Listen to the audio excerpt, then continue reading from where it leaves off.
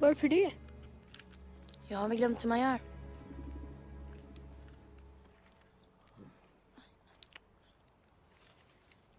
Ses imorgon då. Mm.